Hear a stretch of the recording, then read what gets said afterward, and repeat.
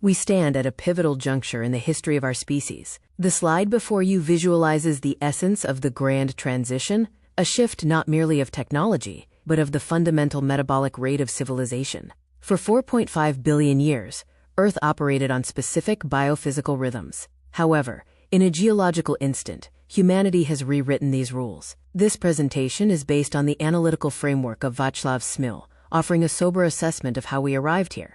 We will not traffic in the quote saturation coverage of failures typical of the mass media, nor will we indulge in the quote techno-optimist delusion that the future will be a cost-free utopia. Instead, we will examine the rates and scales of our transition, from a world of animate power and biomass to one of fossil carbons and silicon. The objective today is to understand the magnitude of our past accomplishments so that we may accurately gauge the daunting, yet navigable, choices that define our future. Public and academic discourse is currently paralyzed by a binary fallacy. On one side, depicted on the left, we have the narrative of the coming collapse. This view, rooted in the apocalyptic predictions of the 1960s, suggests that runaway population and resource depletion make societal breakdown imminent. It focuses exclusively on setbacks and fragilities. On the right, we see the narrative of an ever brighter future, championed by the likes of Kurzweil and, to an extent, Pinker. This view assumes that technology follows an automatic, unstoppable upward trajectory, ignoring the environmental substrate. This presentation argues that both visions are fundamentally flawed. The catastrophists ignore our proven adaptability and the decoupling of resources from well-being. The optimists ignore the second law of thermodynamics and the finite nature of the biosphere. We must carve a third path, one grounded in data and an honest appraisal of physical limits. Let us calibrate our temporal scale. The dark line represents geologic and cosmic time, 4.5 billion years of planetary evolution. On this scale, the existence of sapient humans is barely a rounding error. However, look closely at the magnified section. The transition to agriculture began only 10,000 BCE, but the period defining modernity, the Great Acceleration, is confined to the last 200 years. This is our instant civilization. We are main sequence star organisms, living through a flash of combustion. The changes we discuss today, from the fixation of nitrogen to the burning of fossil carbon, did not evolve over eons. They exploded into existence. This temporal compression explains both the magnitude of our environmental impact and the difficulty our biological minds have in comprehending the exponential functions now governing our existence. We are managing a 10 to the power of 9-year planetary system with a 200-year-old industrial toolkit.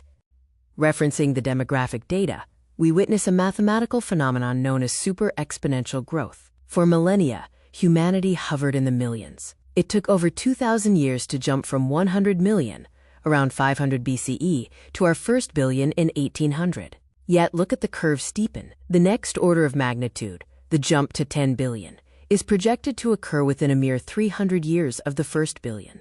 We moved from 10 to the power of 9 to approaching 10 to the power of 10 in an evolutionary blink. This is not merely growth. It is a phase shift in the biological dominance of a single species. While fertility rates are stabilizing in affluent nations, the momentum of this growth, particularly in Africa and Asia, ensures that the sheer mass of humanity requiring food, shelter, and energy will continue to exert unprecedented pressure on planetary systems through 2050 and beyond. If population grew super exponentially, our capacity to mobilize energy and materials grew even faster. This chart captures the thermodynamic secret of the 20th century. While global population expanded at an annual rate of roughly 1.3%, our crop harvests grew at 1.9%, economic output at over 2.2%, and our useful energy supply at a staggering 3.7%. This delta, the gap between the gray population bar and the colored resource bars, represents the modern surplus. It is the foundation of urbanization, leisure, and longevity. For the first time in history, we systematically produced energy and food faster than we produced children. This surplus allowed us to move billions from scarcity to sufficiency, but it also implies that our environmental footprint expanded far faster than our demographics. We did not just fill the earth, we intensified our metabolic impact upon it. Let us ground this in material reality. Modernity is not an idea. It is a construct of 4 primary materials: steel, cement, ammonia, and plastics. The scales of increase during the 20th century are difficult to comprehend. Steel production grew by more than an order of magnitude. Ammonia synthesis, the Haber-Bosch process which feeds half of humanity, grew 30-fold. Plastics, effectively non-existent in 1900, exploded by a factor of 120. Aluminum and electricity generation saw 3 order of magnitude increases, 1000x. We did not just build more, we built a civilization out of materials that barely existed in the pre-industrial record. This slide underscores a critical constraint. These materials are energy-intensive to produce and largely dependent on fossil carbon feedstocks. You cannot build a skyscraper or fertilize a continent with software code. You need gigatons of matter. Arthur C. Clarke's observation captures the qualitative shift of the last century. We have normalized miracles. In terms of longevity, Western life expectancy nearly doubled from 40 to 80 years. In mobility, we moved from horse-drawn carriages to jet turbines, achieving a 200-fold increase in passenger kilometers. In communication, the cost of an international call fell by a factor of 10,000 between 1930 and today, effectively becoming zero. These are not incremental gains. They are order-of-magnitude leaps that fundamentally remade the human condition. We must acknowledge these victories. They are the, quote, undoubted accomplishments Smil refers to, and they explain why the status quo is so seductive. We have engineered a world where the physical constraints of distance, disease, and ignorance have been radically suppressed. In 1968, Paul Ehrlich famously declared, "The battle to feed all of humanity is over," predicting mass starvation in the 1970s. He was wrong. As the graph demonstrates, the global prevalence of undernourishment plummeted from 35% to roughly 12% over the subsequent decades, even as the population doubled. Why did the apocalypse fail to materialize? Because linear projections failed to account for human innovation, specifically the Green Revolution and the Haber-Bosch process. While real environmental crises exist, this history of failed doomsday forecasts, from resource exhaustion to mass famine, should arm us with healthy skepticism. Collapse is not inevitable. Complex systems have feedback loops, like price mechanisms and technological substitution, that simplifying maximalists often ignore in their models. Conversely, the new optimists like Pinker and Rosling suffer from what we might call selective inattention to facts. They correctly chart the rise in GDP and literacy, but frequently ignore the crumbling pillars supporting that escalator. As this visual metaphor suggests, our economic ascent is built upon the active degradation of the biosphere and rising fragility in complex systems. They treat the environment as a footnote, ignoring that the global economy is a wholly owned subsidiary of the biosphere. Furthermore, they overlook the rising inequality of income and wealth. To believe that progress is automatic, or that digital technologies will magically decouple growth from resource use, is to ignore the fundamental environmental costs, the entropy, generated by our ascent. This is arguably the most important diagram for understanding our predicament. Classical economics often treats the environment as an external sector, a place to get resources and a place to dump waste. Physics dictates the opposite. The global economy is a subsystem of the biosphere. It is an open system thermodynamically but a closed system materially. We intake low-entropy energy and resources, and we excrete high-entropy waste and pollution. The immutable hierarchy is clear. You cannot have infinite growth of the subsystem, the economy, within a finite parent system, the biosphere. Believing we can decouple these entirely is a violation of the laws of thermodynamics. Our challenge is that the subsystem has grown so large, it is now destabilizing the parent system's regulatory capacity. We must confront the data on decarbonization. Despite a quarter-century of global climate summits and subsidies, the share of fossil fuels in the global primary energy supply has remained essentially flat, hovering between 85% and 90%. Look at the chart.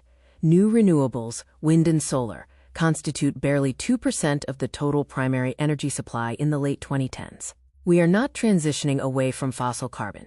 We are running vigorously into it to fuel the development of Asia and Africa. The absolute consumption of fossil fuels continues to rise. We have built a civilization where the prime movers, the heating, and the industrial synthesis are overwhelmingly carbon dependent.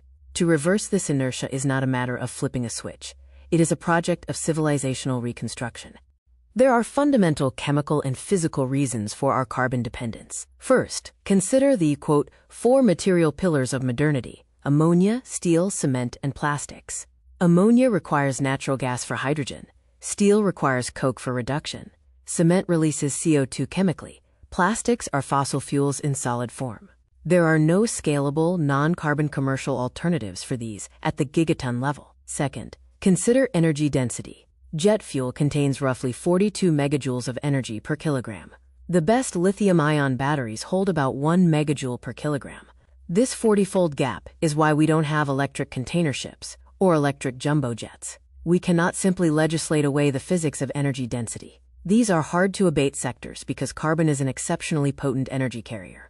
Here lies the crux of the 21st century dilemma. The richest 20% of the U.S. population consumes over 500 gigajoules of energy per capita annually. The poorest 20% of humanity consumes less than 20. Reducing this greater than 25-fold inequality is a moral imperative. We cannot tell billions of people in Africa and Asia that they must remain in energy poverty to save the climate. However, lifting just the bottom 5 billion people to a modest mean of global affluence would require energy and material increases twice as large as China's massive post-1980 rise.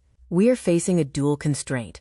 We must reduce the ecological ceiling while simultaneously raising the social floor. This requires a massive expansion of energy services, precisely at the moment we are trying to curb emissions. How do we navigate this? We must reject the, quote, simplifying maximalists who offer silver bullets. Instead, we should act as, quote, complexifying minimalists. This means favoring a multitude of approaches rather than relying on any single solution. It means recognizing that the transition away from fossil fuels will be gradual and multi-generational, not an overnight revolution. We must invest heavily in adaptation, preparing for the climate changes that are already locked in, rather than pretending we can stop them entirely by 2030. We need radical efficiency, reduced waste, and a rejection of doctrinaire ideology. Whether it's nuclear power, genetic engineering in agriculture, or lifestyle moderation, we cannot afford to take tools off the table. The path forward is not a straight line to singularity, but a winding road of pragmatic, difficult choices. We conclude with the wisdom of the ancients. Nihil novi sub sole. There is nothing new under the sun.